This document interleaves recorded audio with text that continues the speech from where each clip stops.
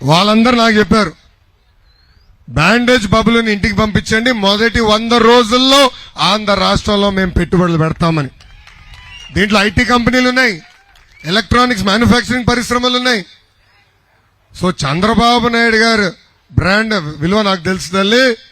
100% 20 లక్షల ఉద్యోగాలు 5 సంవత్సరాల్లో నిరుద్యోగ యువకులకి కల్పించే బాధ్యత మేము తీసుకుంటాం. థ్యాంక్ యూ చెల్లి. రైట్, థ్యాంక్ యూ లోకేష్ గారు. ఒక్కసారి మీరు కూర్చున్నట్లయితే నా వైపు నుంచి ఇంకొక ప్రశ్న ఉంది. మీ పాదయాత్రలో కొన్నిసార్లు నేను కూడా పార్టిసిపేట్ చేశాను. కూర్చుందాం ప్లీజ్. కొన్నిసార్లు నేను కూడా పార్టిసిపేట్ చేశాను. చిత్తూరు దగ్గర అనుకుంటా, ఐ థింక్ మీరు ఒక డిఎస్పీతో రాజ్యాంగం పట్టుకుని మరీ ఫైట్ చేయాల్సిన పరిస్థితి వచ్చింది. రాజ్యాంగాన్ని పట్టుకొని రాజ్యాంగాన్ని చదివి వినిపిస్తూ ఒక డిఎస్పీతో ఫైట్ చేయాల్సి వచ్చింది. నేను ఎందుకు ఈ ప్రశ్న అడగాల్సి వచ్చిందంటే, ప్రతిసారి మీరు ప్రజాస్వామ్యం, హెల్దీ డెమోక్రసీ అని మాట్లాడుతుంటే నాకు ఈ ప్రశ్న అడగాలనిపించింది. వాట్ ఈస్ హెల్దీ డెమోక్రసీ మీ దృష్టిలో, and how can A government be transparent to the people? ప్రజాస్వామ్యంలో జ్యుడిషియరీ కానివ్వండి, దాని తర్వాత మీడియా కానివ్వండి, ప్రజాప్రతినిధులు కానివ్వండి, ప్రభుత్వ అధికారులు కానివ్వండి, అందరిపైన కొన్ని బాధ్యతలు ఉన్నాయి. అధికారంలో ఉన్న ప్రభుత్వం వాళ్ళని ఇబ్బంది పెట్టకూడదు, వాళ్ళని ప్రోత్సహించాలా, వాళ్ళ బాధ్యతలు ఏదైతే వాళ్ళు నెరవేర్చాల్సిందో అది చేయాలి. ఇప్పుడు ఎలా ఉందంటే ఈ ప్రభుత్వంలో ఎవరన్నా గట్టిగా మాడితే వాళ్ళపైన కేసులు. మీ లోకేష్ పైన 23 కేసులు పెట్టారండి. అటెంప్ట్ మర్డర్ కేసు ఉంది నా పైన, ఎస్సీ ఎస్టీ కేసు ఉంది, ట్రాక్టర్ ర్యాష్ డ్రైవింగ్ కేసు కూడా ఉంది. ఇట్లా 23 కేసులు పెట్టారు. కారణం ఏంటి? ప్రజల తరపున నేను పోరాడినందుకు, యువత తరపున నేను పోరాడినందుకు అడుగడుగున ఇబ్బంది పెడుతున్నారు. ఇది మంచిది కాదు. శాసనసభలో మా ఎమ్మెల్యేలు పెద్ద ఎత్తున పోరాడితే మా తల్లిని అవమానించారు. నిన్నగాక మొన్న డీప్ ఫేక్ వీడియోలు కూడా విడుదల చేశారు. అంటే వాళ్ళకి ఇదే తెలుసు, ఎవరన్నా ప్రజల తరపున పోరాడితే వాళ్ళు మానసికంగా ఎలా ఇబ్బంది పెట్టాలి, అది చేస్తే వాళ్ళు ఎక్కడ వెనక్కి తగ్గుతారని ఇలా ఆలోచన. కానీ జగన్మోహన్ రెడ్డి గారికి ఒక విషయం అర్థం అట్లా, తెలుగుదేశం జనసేన పార్టీ తగ్గేదే లేదు. మేము ఏనాడు వీళ్ళని వదిలిపెట్టాం. గత 4 సంవత్సరాలు 11 నెలలుగా వీళ్ళు చేస్తున్న తప్పులు ప్రజల్లో నిలదీశాం, ఎక్స్పోజ్ చేశాం. ముందు కూడా చేస్తాం. ఇంక ఉండేది 13 రోజులే.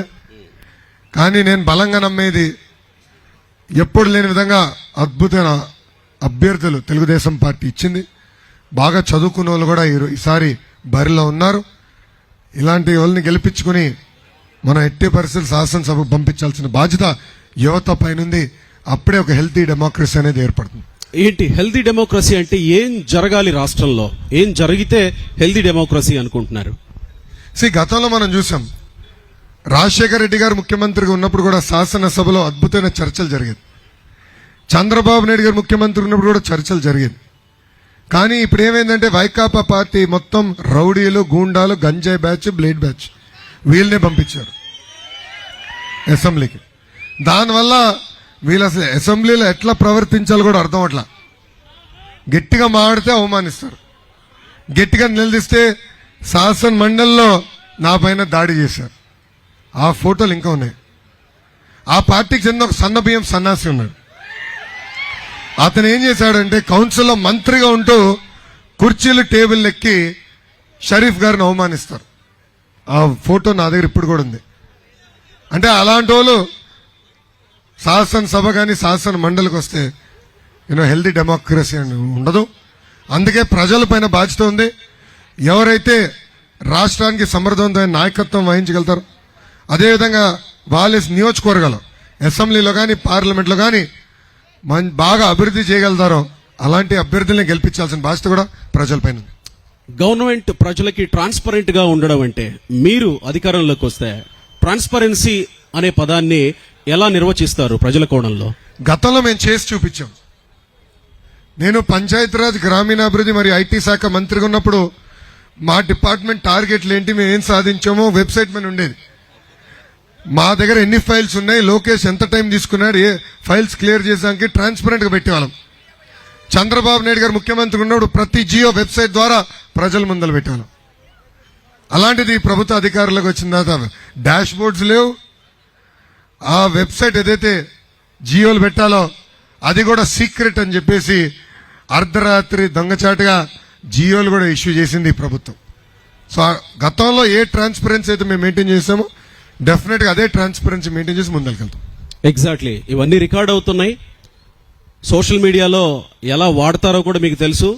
మీరు చాలా ధైర్యంగా చెప్పారు, మీరు అధికారంలోకి వస్తే గనక ఇంతే ట్రాన్స్పరెంట్ గా ప్రజలకు ఉండాలని నేను కూడా కోరుకుంటున్నా. థ్యాంక్ యూ ఈ ప్రశ్నలకు ఆన్సర్ ఇచ్చినందుకు. మరొక ప్రశ్న తీసుకునే ప్రయత్నం చేద్దాం యువతలో నుంచి. ఇటువైపు నుంచి ఒకళ్ళని తీసుకునే ప్రయత్నం చేద్దాం. ఎవరు అడగాలనుకుంటున్నారు? చెప్పమ్మా. గుడ్ లెఫ్ట్ సైడ్ ఈవినింగ్ నుంచి. వస్తున్నా చెప్పు చెల్లమ్మా. గుడ్ ఈవినింగ్ అన్న, నా పేరు గాయత్రి. అన్న, ఈ చాలా అరాచకాలు జరిగినాయి అని అన్నారు, కానీ మీరు అధికారంలోకి వచ్చిన తర్వాత సినిమా చూపిస్తున్నామని కూడా మీరే అన్నారు. అంటే మీరు అధికారంలోకి వచ్చిన తర్వాత అరాచకాలు చేస్తామన్నారా? ఇవన్నీ కొనసాగాల్సిందేనా? నాన్న మైక్ ఎక్కడ, సిస్టమ్ ఎక్కడుందమ్మా? ఓకే, జాగ్రత్తగా చూసుకో స్వామి, కట్ అవుతుంది. ఒకసారి can you repeat the question తల్లి? కొంచెం ఓకే కట్ అన్న. అయ్యింది. అంటే ఈ పాలనలో చాలా అరాచకాలు జరిగినాయి అని మీరు అన్నారు. అంటే మీరు అధికారంలోకి వచ్చిన తర్వాత సినిమా చూపిస్తామని కూడా మీరే అన్నారు. Yes. అంటే మీరు అధికారంలోకి వచ్చిన తర్వాత అరాచకాలు చేస్తామంటున్నారా? ఇలాంటి కొనసాగించాల్సిందేనా? చెల్లమ్మ, ఇప్పుడు మీ లోకేష్ పైన 23 కేసులు పెట్టారు తల్లి. 2019 ముందల నా పైన ఒక్క కేసు లేదు. నేను ఏనాడు పోలీస్ స్టేషన్కి వెళ్ళా. అలాంటిది నన్ను ఇప్పటికి 6-7 సార్లు పోలీస్ స్టేషన్ తీసుకెళ్లారు. పోలీస్ స్టేషన్ కాస్త అత్తగారి ఇల్లాగా అయిపోయింది తల్లి. పాదయాత్రలో జియో 1 అని ఒక పనికిమాల జియో తీసుకొచ్చి మా గొంతు నొక్కారు. ఇట్లా మైక్ పట్టుకుని మాట్లాడే అవకాశం నాకు ఇవ్వలేదు చెల్లమ్మ. సో నేనేమన్నానంటే, ఏ అధికారులు అయితే చట్టాన్ని ఉల్లంఘించి మమ్మల్ని ఇబ్బంది పెట్టారో వాళ్ళపైన జ్యుడిషియల్ ఎంక్వైరీ చేస్తాం, వాళ్ళ సర్వీస్ నుంచి డిస్మిస్ చేసి జైలుకి పంపించేదాన్ని కూడా నేను వెనకాడనన్నా. సో ఏ అధికారులు అయితే చట్టాన్ని ఉల్లంఘించారో అన్నా. సో ఎందుకు అందరు భయపడుతున్నారు? నాది కక్ష సాధింపు కాదు.